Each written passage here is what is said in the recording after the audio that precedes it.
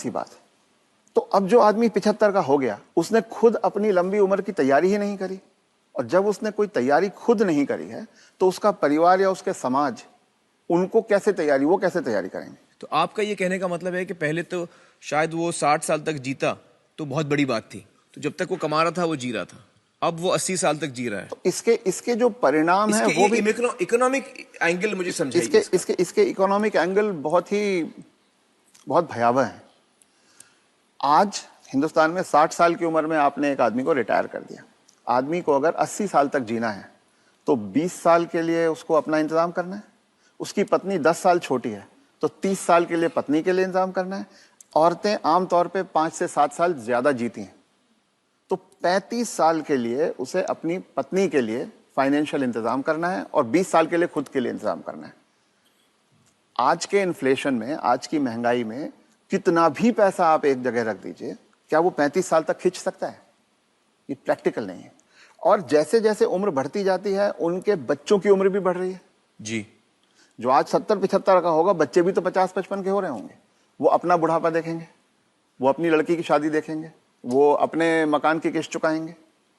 तो जो पीढ़ियों के बीच की जो दूरियां हैं वो बढ़ती जाती हैं। ये इकोनॉमिक वजह से बढ़ रही है। इकोनॉमिक वजह से बढ़ रही हैं। तो अब वो जो कॉन्सेप्ट है कि 60 साल की उम्र में हम रिटायर हो जाएं, उससे बाहर निकलना होगा। जब तक शरीर साथ देता है काम करते रहना है और 2 पैसे कमाते रहना है जी। कुछ करके किसी तरह से अपनी आर्थिक स्वतंत्रता को कायम रखना चाहिए, जितने ज्यादा से ज्यादा समय तक हम रख सकते हैं। अपने आप को वोकल रखना भी बहुत ज्यादा जरूरी है। अगर मेरी परवाह मेरे परिवार वाले नहीं कर रहे हैं और अगर अड़ोसी पड़ोसी इस बात को जान जाएं तो कोई भी बुजुर्ग कभी भी किसी परेशानी का सामना नहीं करता, क्योंकि तो चुप ना रहें। चुप रथ ना साहब रहें। ये कह रहे हैं कि चुप ना रहें। अगर आपके बच्चे आपके साथ व्यवहार ठीक नहीं कर रहे हैं सबको बताएं। तो आप सबको बताएं। जी। रथ साहब, बहुत सारे जो बुजुर्ग हैं हमारे समाज में, उन पे प्रेशर आता है बच्चों की तरफ से कि आपकी जो जायदाद है या जो घर है या जो प्रॉपर्टी है, जो कुछ भी आपके पास है, वो आप हमारे नाम कर दें। इस पे आप कुछ टिप्पणी देना चाहेंगे?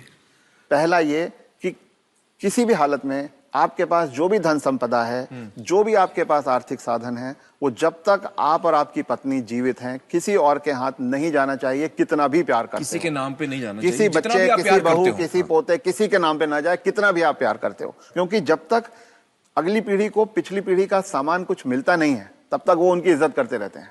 वो हाथ पांव भी दबाएंगे, वो अस्पताल भी ले जाएंगे, वो दवा दारू भी करेंगे। और वो ही माँ बाप सबसे ज्यादा सफर करते हैं जो अपने प्यार के कारण उमड़ते चले जाते हैं।